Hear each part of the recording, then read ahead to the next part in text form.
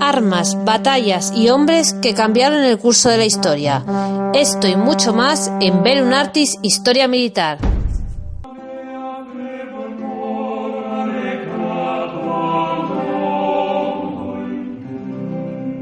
Hola y bienvenidos a un nuevo programa de Bellum Artis. Hoy vamos a hablar de una unidad especial que quizá no es la prototípica de fuerzas especiales o una unidad famosa por sus acciones de batalla o de combate o de guerra o como queráis llamarlo, sino que es especial precisamente por su discreción y por ser una de las más antiguas, uno de los grupos de protección de personal más antigua que podemos observar actualmente en la Tierra, vamos, la humanidad. Quiero referirme a la Pontificia Guardia Suiza. Sí, a la Pontificia Guardia Suiza, o también conocida como la Guardia Suiza, o en latín, si queréis, la Pontificia Corps Helvetica, o la Corps Pedestris Helveticum, a Sacra Custodia Pontifices. Perdonadme si mi latín es malo, pero hace tiempo que no la estudio. En fin, es un cuerpo armado, que no nos equivoquemos, al servicio del Santo Padre, del Papa, desde el 22 de enero del 1506, que ya explicaremos por qué en esta fecha. Y además actualmente pues sigue en funcionamiento. Hablaremos un poquillo de su presencia, de su entrenamiento, de su armamento, del mito de su uniforme. Y en fin, la guardia pues ahora mismito tiene un papel más de defensa que testimonial, a pesar de que alguno pues pueda pensar que con esas alabardas, que ya nos comentará nuestro invitado que en breve presentaré, pues no parece que sean tan peligrosos, pero veremos que sí, que están preparados para hacer frente a cualquier tipo de ataque. Está armado, como digo, con armas tradicionales como alabardas y espadas, pero también llevan pues armamento, pistolas, subfusiles y demás, y ya veremos que están preparados. Y veremos también que esta guardia cambia su rol, digamos, de estético a puramente práctico, pues sobre todo a raíz del intento de asesinato de Juan Pablo II en el 81, en que pues aquel turco pues casi acaba con la vida del Santo Padre. Debemos saber, y ya introduzco un poquillo, que los reclutas de este cuerpo deben ser siempre ciudadanos suizos de nacimiento, incluso ha habido pues de otras etnias, deben ser católicos, comprobados, ya veremos, y tener una edad comprendida entre 19 y 30 años, y sobre todo haber servido previamente en el ejército suizo. ¿Y quién me va a acompañar? Pues mira, ya hace tiempo estuvimos con él hablando del Airsoft. Os recuerdo que es Caronte, o como su nombre es Julio. Lo podéis escuchar cada vez que salen en la guardia de SID, en el podcast de la guardia de SID, como digo, en La Constante, y en Web Entertainment. Hola, Julio. Hola, muy buenas. Pues nada, Julio, hablo mucho con él, me gusta hablar de temas de armamento, de unidades especiales, y una vez en plan de broma dijimos que no nos atrevemos a grabar sobre la Guardia Suiza. Que no, espérate, aguántame el cubata, que esto lo grabamos en cualquier momento. Y aquí está Julio, le he puesto en la encerrona, es decir, tenemos que hablar de estas unidades. Si tú sabes hablar, me dices, yo te puedo hablar de esto y de lo que tú quieras, ¿verdad, Julio? Por supuesto, vamos a hablar hoy de la unidad mercenaria más antigua de la historia. Bueno, esos son mercenarios, no lo he querido decir porque quizás queda un poquito como raro, ¿no? Decir, mercenarios en el papado. Claro, si estamos diciendo que son de otro país y están sirviendo a las órdenes de otro que no es el presidente de Suiza, su término sería mercenarios, ¿no? Correcto, mercenarios, aunque hoy en día la terminología ha cambiado y la palabra mercenarios ha cambiado por la palabra contratista. Eso es influencia americana. Vale, prometido que tenemos que hacer un podcast sobre los contratistas en Irak, en Siria y en África y en cualquier sitio, ¿verdad? Cuando además quieras. Hace poco, cuando hablábamos en un grupo de Telegram, se hablaba de Venezuela, ya se decía, hay contratistas rusos en Venezuela. Decíamos, hostis, la que se va a liar. No sé si te consta que existe verdaderamente que haya contratistas rusos en Venezuela. Lo que hay filtrado, esto lo de siempre, no, es que es real. Perdón, estamos a 6 de febrero, por si esto lo escucháis más adelante. Lo que no sabemos si es real, o porque ya sabemos que en este tipo de noticias vuela mucho el mito, es que había un equipo de seguridad ruso de apoyo al amigo Nicolás Maduro. ¿Pero de la Wagner o de la Warner? O... de la Warner no, la Warner es una compañía. No. No se sabe. ¿Militares o esto? En la foto se pintan más servicio secreto. Una de las cosas que hacen los rusos de hace ya tiempo es mandan gente suya como contratistas y realmente son agentes secretos o del servicio. Bueno, pero eso no es nada inventado porque en el podcast que hice hace poco sobre los SAS en Oman contaba que a mí lo que se hacía directamente es que pedías el alta voluntaria, digamos, en el ejército británico y te contrataba el país que sea. O sea, que eso los británicos lo han hecho con el SAS y con sus suboficiales, ¿verdad? Aquellos famosos suboficiales en los ejércitos africanos haciendo funciones de lo mismo. O sea, que no tenían... Asesores de seguridad. Asesores, qué bonitas palabras, de verdad. Con lo que me gusta a mí la palabra mercenario, pirata, siempre ha quedado así como más clásico. Y bueno, pues... Uy, perdón, golpe de la mesa. Bien, pues vamos a hablar entonces de dónde surge este grupo. Hemos hablado de 1506, o sea que estamos hablando ya de más de 513 años, 512 años va a hacer ahora, bueno, ha hecho ahora 513 años de estas guardias. Bueno, pues vamos a un poquillo para atrás y digo que el 22 de enero de 1506, un grupo de unos 150 mercenarios suizos, bajo el mando del capitán Caspar von Silenen, del cantón suizo de Uri, pues cruzó lo que se llamaba la puerta del pueblo y entró por primera vez en el estado pontificio para servir al Papa Julio II. El Julio II va a sonar mucho en cuanto lo hable un poquillo más de él. Perdonadme si ahora menciono un montón de papas, pero es que en aquella época casi cada año o cada 6 meses cambiábamos de papa. Así que puede ser que empiece hablando de uno y al rato esté hablando de otro a la velocidad rápida. Bueno, ya antes Sixto IV, tío de Julio II, había concluido un acuerdo con la Confederación Suiza en octubre del 1478, fijaros, antes incluso de la conquista de Granada, que preveía la posibilidad de reclutar mercenarios suizos a lo largo de su pontificado a partir del año siguiente, 1479, y este cuerpo de guardia pues se expandió aún más. El pacto que estamos hablando fue renovado por el Papa Inocencio VIII, que reinó, que tuvo un papado desde 1484 a 1422, para utilizarlo no como guardia defensiva, sino con objetivos expansionistas contra o frente al duque de Milán. El Papa Alejandro VI, que sería el siguiente, que iba de 1492 a 1503, utilizó más tarde estos mercenarios durante su alianza con el rey de Francia. Sin embargo, en la época de los Borgia, recordáis que decíamos antes de Julio II, las guerras de Italia pues abrieron el teatro de guerra internacional, en el que Suiza pues tenía un problema, y es que él estaba comprometida tanto con mercenarios con Francia como también en la Santa Sede como en el Santo Imperio Romano. Es decir, aquí soltaban mercenarios para todo el mundo.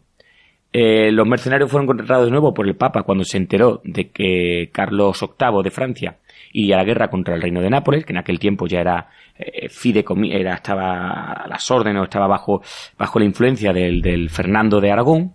Y entre los participantes de esta guerra contra Nápoles pues se encontraba también un cardenal que sería famoso, que es Giuliano de la Rovere, o futuro Papa Julio II, que estuvo de 1503 a 1513, y en fin, que le gustaban los suizos. No obstante había sido obispo en Lausana durante algunos años, y bueno, la expedición fracasó, en parte gracias a la nueva alianza firmada por Alejandro VI contra Francia.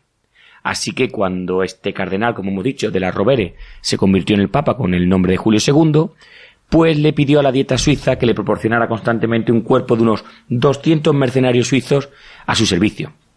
Esta petición también fue posible, el comprar o el alquilar, digamos, estos 200 mercenarios, porque, en fin, una serie de comerciantes católicos alemanes, en aquel momento, de Augsburgo, de Baviera, Ulrich y Jakob Fugger, pues que habían invertido en el Estado Pontificio y no querían ver que cambiara el Papa, pues no tuvieron problema en proteger sus intereses, pues dándole dinero suficiente para contratar a estos mercenarios. Y así llegamos a la fecha que hemos dicho, cuando en septiembre de 1505 el primer contingente de unos 150 soldados comenzó su marcha hacia Roma, ya hemos dicho antes, bajo el mando del capitán von Silensen, y este entró en Roma el 22 de enero de 1506. Por eso hemos dicho que esa es la fecha considerada actualmente como la de la fundación de la Guardia Papal Suiza.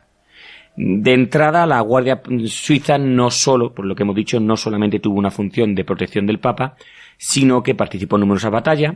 La más famosa para los españoles quizás sería, ¿verdad?, la del 6 de mayo de 1527, durante el saqueo de Roma por las milicias de Carlos V. Hace poco decían que no fue tanto las tropas españolas las que saquearon Roma, sino las tropas alemanas que estaban dentro de los tercios españoles, con lo cual tampoco se nos puede echar tanto a los españoles la culpa del saqueo de Roma. Pero en fin, esta guardia pues se jugó los cuartos, el dinero que recibían, y gracias a su sacrificio personal permitió que el Papa Clemente VII salvara su vida. ¿Por qué?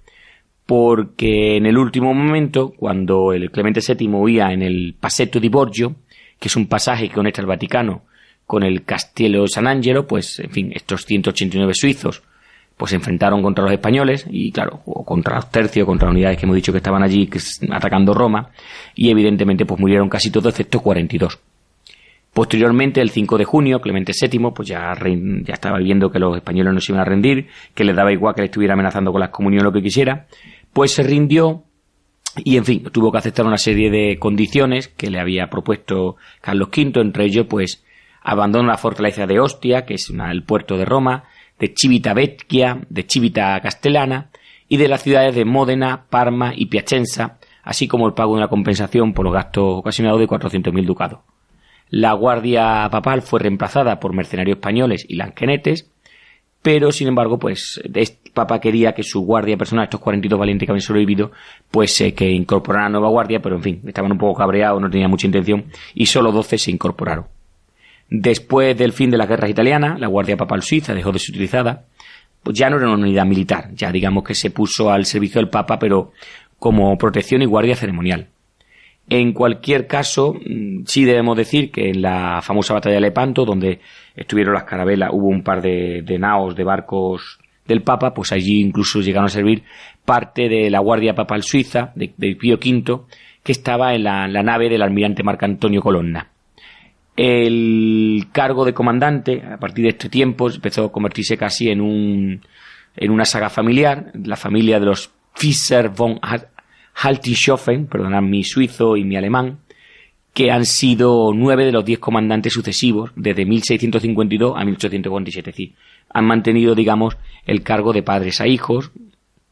En fin, cuando en 1798, ya con el avenimiento de Napoleón y la conquista de Italia, pues el Franz Alois Fischer von Haltishofen pues se exilió.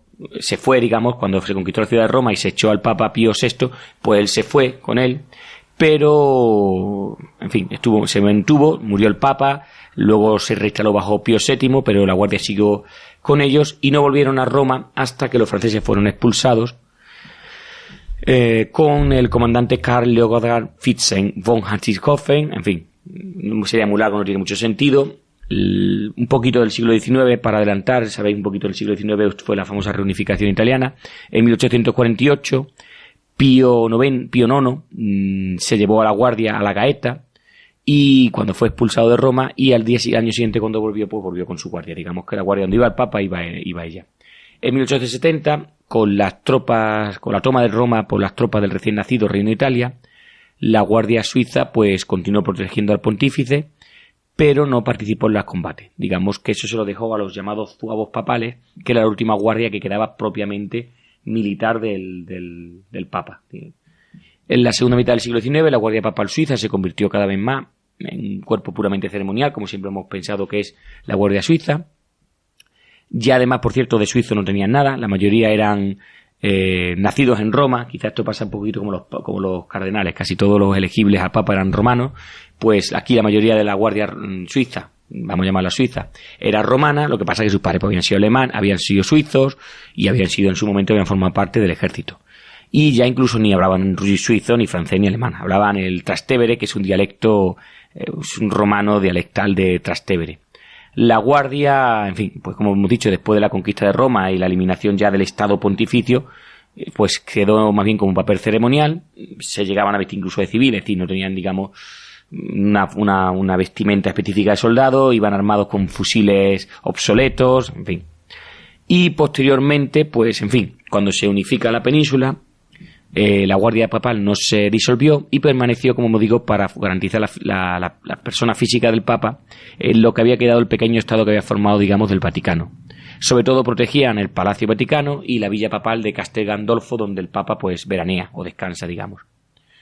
Una profunda reforma, ya vamos a entrar con el tema del vestuario, tuvo lugar por Jules Repon, comandante del cuerpo, que fue de 1910 a 1921. Repon pues propuso sobre todo volver a recuperar el tema de que fueran ciudadanos suizos por nacimiento, introducir ejercicios militares, en fin, volver a recuperar lo que es una doctrina militar. También intentó introducir armamento moderno, pero bueno, ahí Pío X dijo que no, que armas ceremoniales y que evidentemente pues no matase. Se trataba, porque claro, en aquel momento todavía, como teníamos también a todo el ejército, a todo el reino de Italia en aquel momento, pues tampoco hacía falta un ejército propiamente. La reforma de disciplina que buscaba Repón no fue muy aceptada, la verdad, por entre algunos soldados. Ya digo que lo único que pedía era, pues, formación militar, entrenamiento, armamento, etcétera, etcétera. Incluso hubo un motín abierto, pero vamos, que aquello acabó con la destitución de todos los guardias que se habían insubordinado. Y sobre todo importante, lo que quería comentaros es que en el proyecto de restaurar el prestigio de la Guardia Suiza, pues Repón también se dedicó al estudio de un traje histórico del cuerpo, o sea, los trajes que habían tenido históricamente, para crear un nuevo uniforme. Sobre todo que se inspirara en las costumbres del siglo XVI cuando surge y que fuera práctico, es decir, que no fuese una cosa muy desagradable de llevar. El resultado fue un estudio publicado en Le Costume de la Garde Suisse Pontificale en la Renaissance Italienne. En fin, Repón diseñó personalmente el uniforme de estilo renacentista, con lo cual rompemos el mito de que es un uniforme basado en Leonardo da Vinci o Miguel Ángel, lo que queráis. No, es un uniforme diseñado personalmente por Repón, que los guardias suizas, pues eso sí, siguen usando hasta hoy. En fin, voy ya más rápido, ya dejo hablar a Julio, que lo importante, en 1914 el Papa Pío X decidió que, en fin, que ya con 100 hombres, 6 oficiales y un comandante que tiene el rango de coronel, pues que es además absurdo, porque con 100 hombres un coronel no pinta nada, pero en fin, ese era lo necesario. Y cuando ya se crea oficialmente, ya hay un acuerdo entre el gobierno fascista italiano y el gobierno y el Papa, pues se crea el Estado Vaticano en el 29, y la Guardia Suiza pues se convirtió en la milicia oficial del nuevo Estado.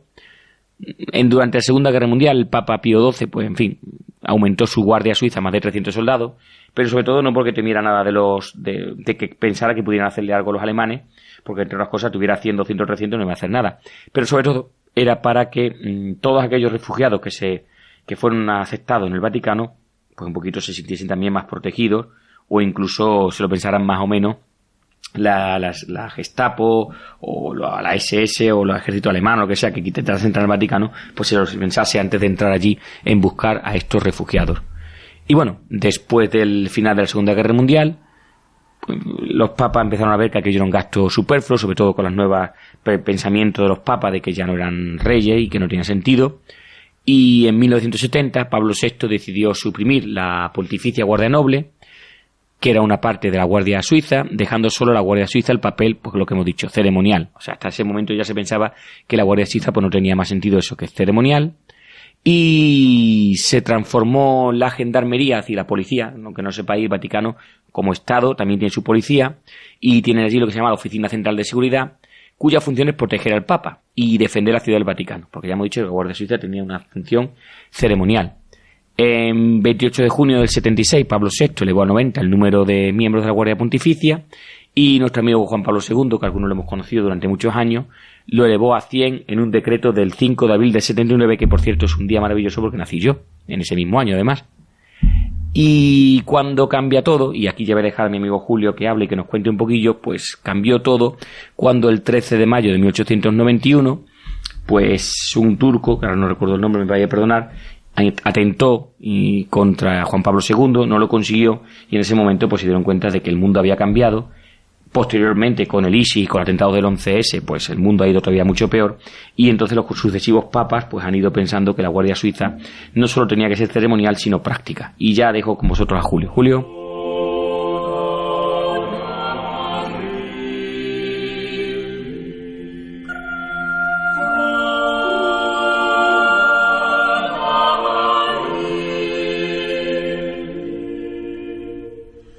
El 6 de mayo de cada año, el día del aniversario del saco de la Roma en 1527, los nuevos reclutas juran solemnemente en el patio de San Dámaso lo siguiente. Sale el capellán de la guardia que les lee el texto del juramento. Juro servir fiel y honorablemente al sumo pontífice Francisco y a sus legítimos sucesores, así como dedicarme a ellos con todas mis fuerzas, sacrificando, cuando sea necesario, mi vida por su defensa. Asumo también estos compromisos con respecto al Sagrado Colegio Cardenalicio, durante el tiempo que dure la sede vacante. También prometo al comandante y a mis otros superiores respeto, lealtad y obediencia. Juro observar todo lo que el honor de mi puesto me exige. En este punto, los reclutas son llamados por su nombre. Colocan su mano izquierda sobre la bandera de la guardia y su mano derecha levantada con los 3 dedos abiertos, como símbolo de la Trinidad, quienes confirman lo que el capellán dijo y juran en su lengua materna lo siguiente. Yo, Hans Brull, juro observar fiel y honorablemente todo lo que se me ha leído en este momento. Que Dios y sus santos me ayudarán. Cuando se hace referencia a los santos, se hace referencia principalmente a los patronos de la Guardia Suiza, a saber, San Martín de Tours, San Sebastián y San Nicolás de Fleury, defensor Paci et Pater Patriae. Bueno, habéis escuchado una pequeña representación de lo que era el juramento, es el juramento que se les hace a los nuevos reclutas, porque tenéis que tener en cuenta que continuamente cada año llegan y se van algunos reclutas de la Guardia Suiza, están contratados por un tiempo, que espero que ahora me explique me adelante Julio el tiempo que están contratados y en fin, que nos adelante un poquillo más de esta Guardia Suiza que, si no me equivoco, lo que decimos, a raíz del atentado del 81, sobre todo, ya con el siglo XXI, atentado del 11S, Al Qaeda amenazando al Papa, ISIS, etcétera, pues digamos que la Guardia Pontificia ha cogido un nuevo papel, ¿verdad? Correcto, la Guardia Suiza ha evolucionado considerablemente y su profesionalidad, que es una característica de la Guardia Suiza, se ha acentuado más en los últimos años a convertirse en una auténtica unidad de seguridad y escolta, como veremos. Pero antes de nada, vamos a hablar de algo que es importante, que es la elección de los miembros de la Guardia Suiza. ¿Puede cualquier suizo? Ya hemos dicho que tiene que tener entre 19 y 30 años, ser católico, lo cual parece que sea lógico, y no sabemos más, ¿no? Sí, mira, vamos a repasar un poco. Esto está sacado de la web de la Guardia Suiza, porque una de las cosas que hemos visto y comprobado es que esta gente se ha modernizado y tienen su propia web, donde podemos ver vídeos y donde podemos ver los requisitos. Así que no hay nada que sea diferente. Lo primero que hemos dicho es que sea católico, de fe católica. Es lógico que una persona que va a guardar o proteger al Papa sea católico. En Suiza tiene alto prestigio entre las familias que se dice popularmente rancio abolengo y de carácter católico o de influencia católico el haber tenido un hijo que ha pertenecido a la Guardia Suiza. Con lo cual, el primer punto, católico. Segundo punto, estado civil soltero. ¿Vale? Eso es importante y hemos hablado además, para poder casarse al menos ha de tener 25 años, haber servido durante 3 años de servicio y un compromiso de servir por lo menos otros 3 años, además de tener el grado de cabo. Eso es para que te permitan casarte una vez que estás en la Guardia Suiza. Como veis, lo tienen muy completo el tema, muy controlado. Obviamente, de ahí viene el nombre de Guardia Suiza, poseer la ciudadanía suiza, ¿vale? Es un requisito imprescindible para acceso al cuerpo. Esto se debe a que el Papa Julio II, que anteriormente hemos venido hablando y uno de los grandes reformadores de este cuerpo, decretó que debían ser suizos. El candidato debe estar integrado en el cuerpo y debe querer mantener su carácter suizo. Por lo tanto, se espera que tengan un gran respeto y gran prestigio y cariño por Suiza. Recientemente ha habido miembros suizos de diferentes etnias, ¿vale? No te exigen ser blanco, caucasiano, etcétera, solo suizo. Edad, lo hemos comentado, entre 19 y 30 años, ¿vale? No se aceptan candidatos que han pasado los 30 años. Sin embargo, curiosamente permiten el regreso de exguardias, ¿vale? Que han formado en su tiempo, pero sean siempre de una edad inferior a los 30 años. Estatura mínima, 1,74 m. Otro requisito es tener formación básica del ejército suizo, ¿vale? En Suiza el servicio obligatorio es de 2 años, ¿vale? O sea, casi no te salen las cuentas casi, entre que los 18 años, los 2 años de servicio, no sé qué, no sé cuánto. De 19 no hay ninguno, ¿eh? Yo no sé nada. Ya, por eso no vale, entran pocos son los llamados al reino del Señor. Oye, para un segundillo, ¿qué sabemos o qué me puedes contar? ¿Sabes algo de la forma del ejército suizo? Ya digamos un poquillo por... Vale, el ejército suizo es un ejército semiprofesional. Cuando uno hace el servicio militar, hace un servicio militar básico, ¿vale? Básico es una instrucción básica. Pero cuando te dicen servicio militar obligatorio de 2 años, es que durante 2 años estás en total contacto. No es que estés 2 años de mili, ¿Me explico? Sino que durante 2 años te pueden llamar para maniobras y demás. Tienes que estar permanentemente formado. Estás hasta los 40 y pico. Y una de las curiosidades es que te dejan guardar tu armamento en tu casa. Y para... O sea, que estás preparado para el combate en todo momento, bueno, ¿no? tienes tus SIG y tus fusiles y tal. Pero la paradoja de esta historia es que Suiza tiene una de las tasas de homicidios y suicidios más bajas en proporción a la población. Y sin embargo, todo Dios tiene armas. Sí. O sea, es más, había una noticia por ahí que siempre la Asociación Nacional del Rifle les pone como ejemplo a los suizos de país ideal, ¿ves? Aquí las armas no suponen un problema. Lo que no cuentan es que desde pequeño se les forma a disparar, el disparar es un deporte, hay mucha cultura vinculada al deporte, se hacen ejercicios de tiro, con lo cual esa finalidad agresiva que sí que sea en Estados Unidos, en Suiza no se da. Bueno, pues, perdona, era un pequeño inciso para vale, ver pues seguiré... que la Guardia Suiza está preparada, es decir, que el ejército suizo es un ejército en condiciones. Haber cumplido una instrucción básica con el ejército suiza. Los reclutas deben pasar un servicio militar obligatorio de 2 años en la Guardia Suiza, pero este periodo es demasiado corto para adquirir toda la formación necesaria, por lo que la Guardia exige una mayor experiencia militar que se pueda adquirir en el ejército suizo. Se usa siempre el mismo lenguaje militar y las mismas pautas que se usan en el ejército suizo, ¿vale? Para evitar que haya confusiones y demás. Poseer certificado de buena conducta. Esto es lógico. Quien es responsable de la seguridad del Papa debe tener una reputación impecable. Es decir, no tener antecedentes penales de ninguna clase ni ningún tipo. También se les exige poseedores de un título profesional o grado de secundario. Es decir, la Guardia Suiza quiere buenos candidatos eficientes y preparados.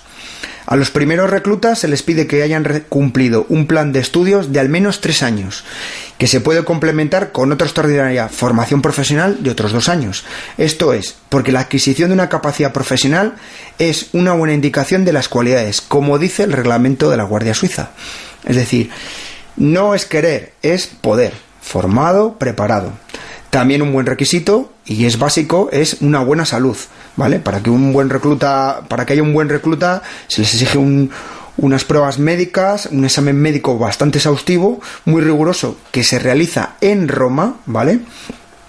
Incluido una prueba psicológica, ¿vale? Solo aquellos que están perfectamente sanos pueden ser guardias suizos. Y formados, y estudiados, y altos, y guapos, y todo, vamos. Correcto. La duración mínima del servicio de la Guardia Suiza es de 25 meses. Este es un dato importante. Pensar que no todo el mundo tiene la oportunidad de ganar o perder 25 meses de su vida. Sí, pero ya lo has dicho, que las familias bien están deseando que sus hijos pasen por ahí. Correcto. Esto supone gran prestigio y en Suiza, luego laboralmente, el haber estado en la Guardia Suiza, digamos que da muchos puntos para muchos trabajos.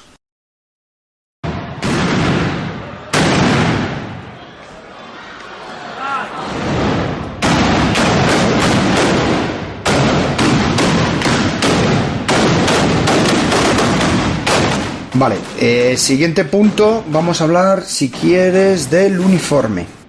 Vuestros uniformes históricos hablan a los peregrinos y turistas de todo el mundo de algo que a pesar de todo no cambia, es decir, hablan de vuestro compromiso de servir a Dios, sirviendo al siervo de sus siervos. Benedicto XVI. Con esta frase creo que vamos a indicar un poco cómo es el tema de la uniformidad. Posiblemente uno de los uniformes más famosos, más antiguos del mundo y posiblemente de los más bonitos. Sobre gustos no hay nada escrito, ya sabemos. El uniforme de gala de los guardias suizos es azul, rojo y amarillo oscuro, con rasgos renacentistas. En lugar de eso, los sargentos, por ejemplo, usan uniformes negros y rojos, mientras que los uniformes de los oficiales son rojos con un estilo ligeramente diferente. Como veis, se marcan las diferencias entre los suboficiales, los guardias y los oficiales. Como ha comentado antes Esaú, hay, en relación al origen del uniforme, hay una leyenda y una opinión sobre todo generalizada de que el uniforme fue diseñado por Miguel Ángel, ¿vale? También por el hecho de que el artista estaba en Roma a la llegada del primer contingente de soldados suizos. Sin embargo, esto es una leyenda y un mito, que con el tiempo ha perdurado bastante. El uniforme actual, de hecho, fue concebido por el comandante Jules Repon, como anteriormente comentábamos, ¿vale? Sobre todo a principios del siglo XX, ¿vale? Que es la hecha. Inspirado en los uniformes históricos y en la obra de Rafael.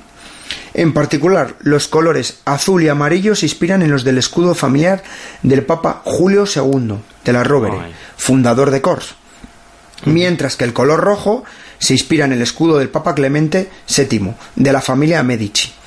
El escudo armas de Julio II también se muestra en el casco, más propiamente morisco o popularmente el morrión español, que es al que nos recuerda. De hecho, a ambos lados de la sombrería de plata se encuentran un roble repujado, decorado con plumas de avestruz de diferentes colores según el grado de los militares. El morisco... Tendríamos que hablar de los grados también, ahora cuando puedas.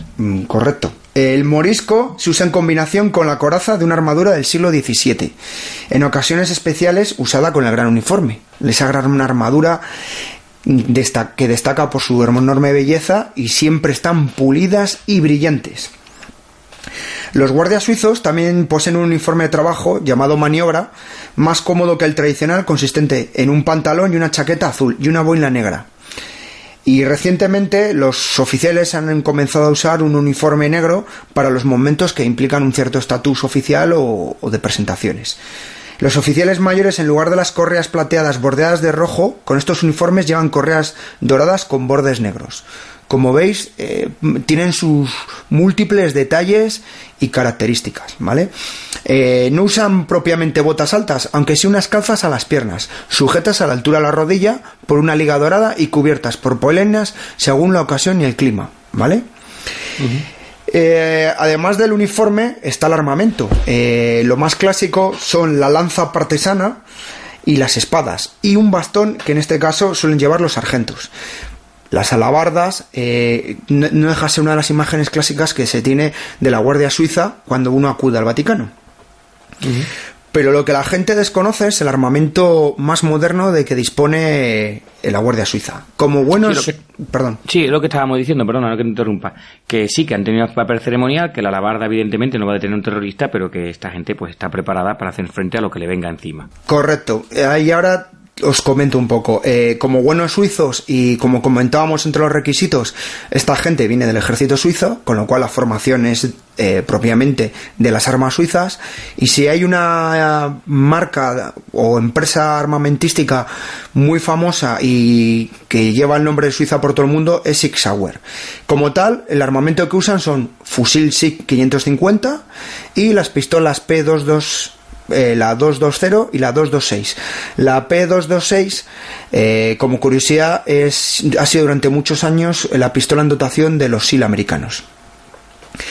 Los tiempos cambian, las características cambian, y una de las cosas que veníamos diciendo es que ha evolucionado este cuerpo y ahora hace unas funciones de seguridad, escolta, más propiamente incluso policiales, y han tenido que cambiar los armamentos, con lo cual a día de hoy han pasado de sus armas características suizas a armas, en este caso austríacas, como son las Glock 19, la pistola Glock 19, muy difundida entre unidades policiales de prácticamente todo el mundo, y los subfusiles Heckler & Koch MP7.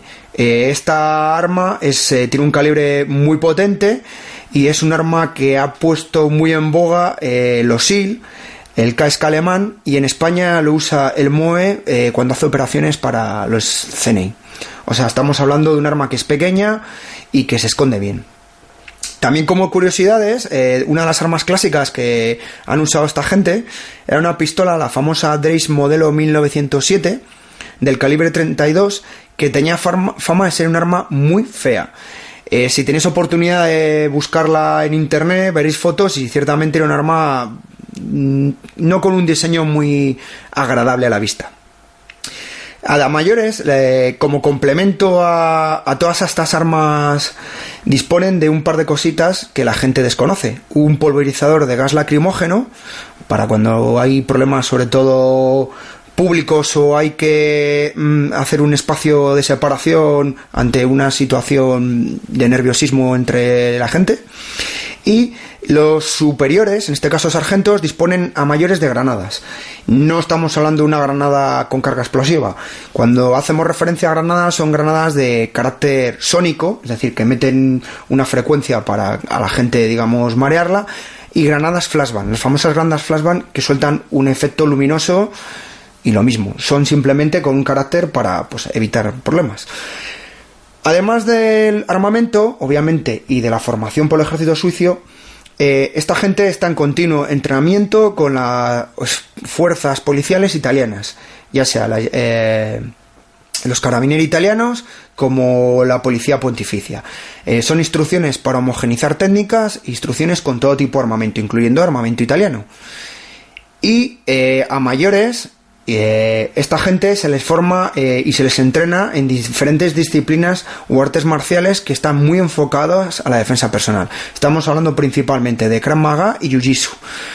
Y el Krav Maga no creo que lo conozcan muchas personas. ¿Qué consiste? El Krav Maga es un sistema de defensa personal israelita que se nace a mediados del siglo XX por un señor húngaro que era de origen suizo y que se traslada a Israel, y sus técnicas de jiu-jitsu clásico más técnicas de combate más la evolución desarrolla un sistema de defensa personal, ¿vale? Es un sistema de defensa personal, no es un arte marcial, y a día de hoy es uno de los sistemas de defensa personal más usado por cuerpos y fuerzas de seguridad de todo el mundo, porque trabaja sobre todo ante trabajo con terceros, agresiones, sistemas VIP, Very Important Person, escoltas y demás. Es bastante contundente.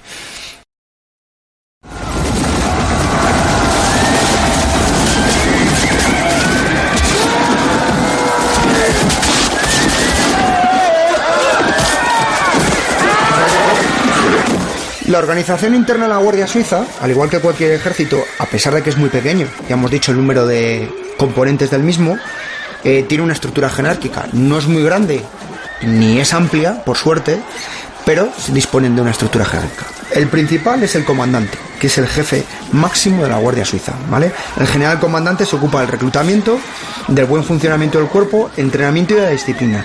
Además de ser el relaciones públicas de la Guardia, el comandante tiene un rango de coronel. Hay un teniente coronel, que es el representante del coronel, y por tanto su papel es el jefe del Estado Mayor. El capellán. Esta figura es muy importante, como hemos visto, sobre todo en la figura del juramento. Y la función del capellán es la parte espiritual en la vida del cuerpo, garantiza a todos los guardias la oportunidad de participar en la Santa Misa una vez al día, y una vez al año organiza un periodo de retiro espiritual para los guardias. En colaboración con los demás oficiales, el capellán se encarga de la moral y la cultura de la Guardia Suiza Pontificia. Es también el encargado de la biblioteca y, por otra parte, ayuda al coronel durante el reclutamiento de los nuevos guardias. La guardia se divide en 3 secciones o grupos. Al frente de cada una se encuentra un oficial. Un teniente con rango de mayor. Al mando del primer grupo se encuentra un teniente con rango de mayor, como hemos comentado, siendo su tarea principal el equipamiento de los guardias.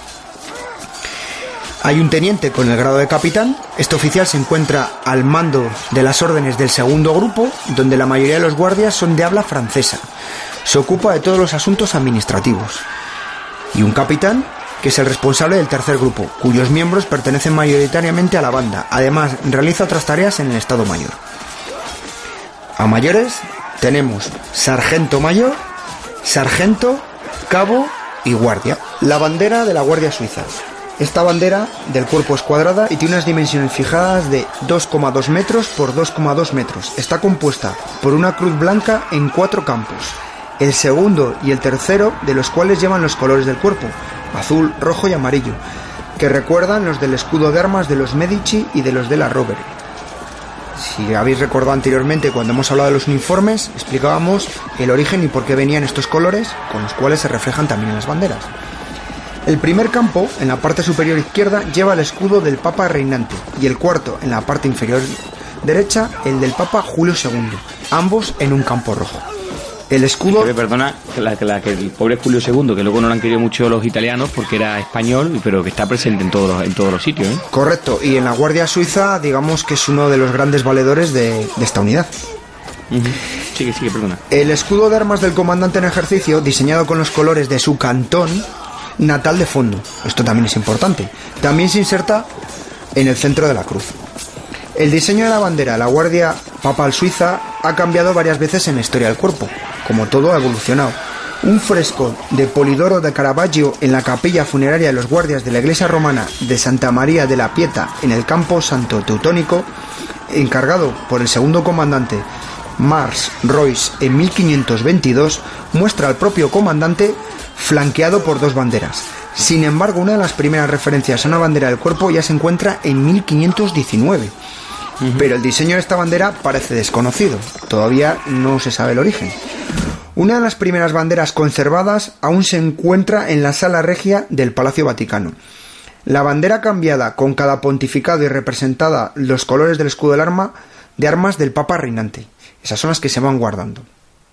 Los colores modernos de la Guardia Suiza fueron introducidos a principios del siglo XX, como comentábamos anteriormente, y están basados en un fresco de Giuseppe Porta, bajo Pío IX.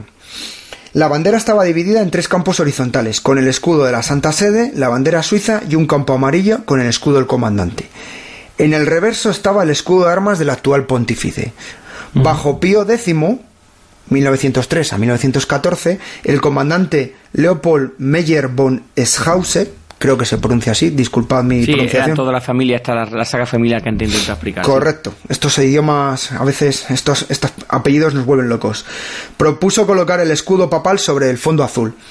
El diseño moderno de la bandera fue introducido bajo el mando de Jules Repon de Friburgo, que digamos ha sido el gran reformador de este cuerpo, ya sea en uniformes, heráldica y demás.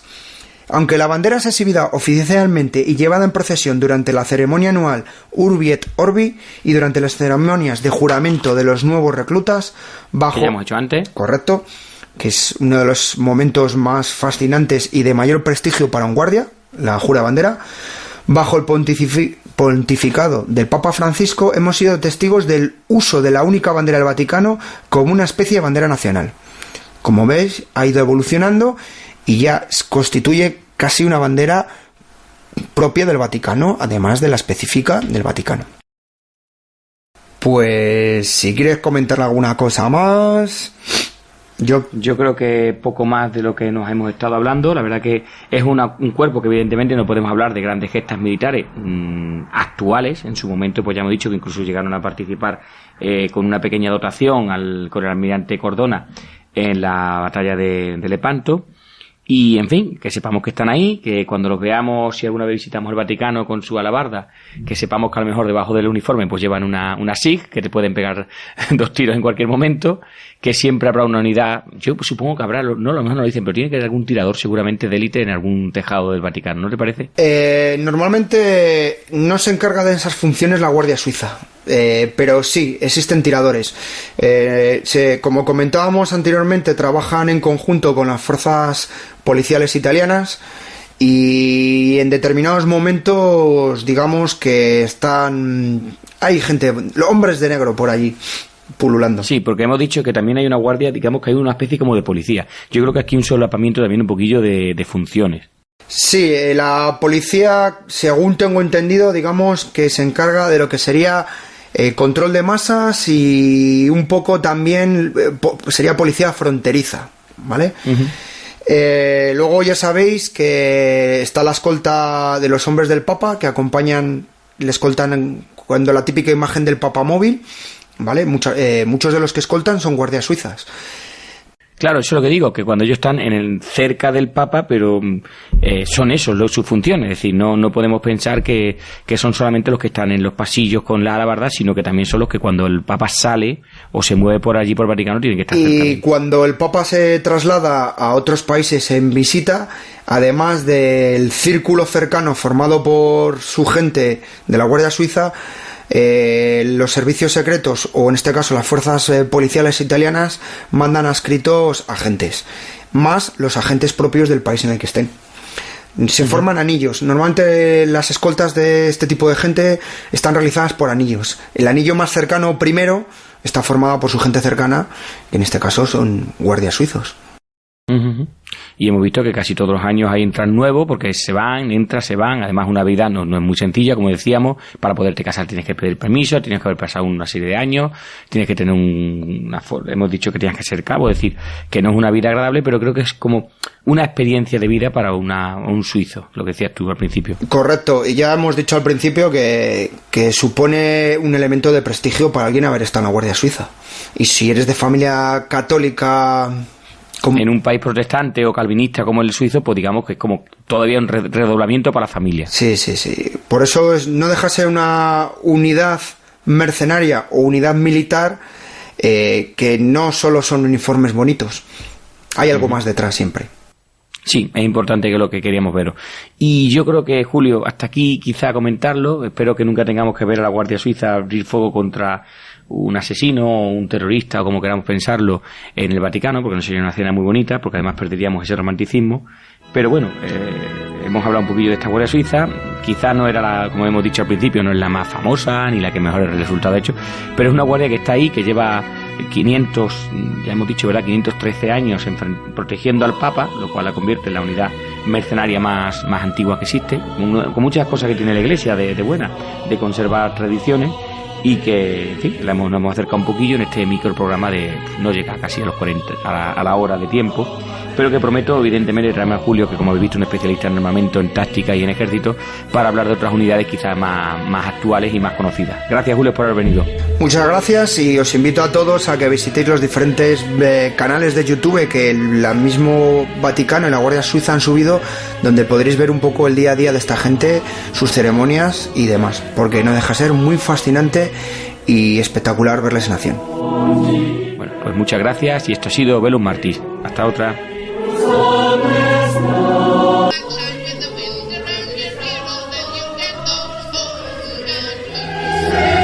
Ya sabéis, Velum Artis, historia militar es historia hablada.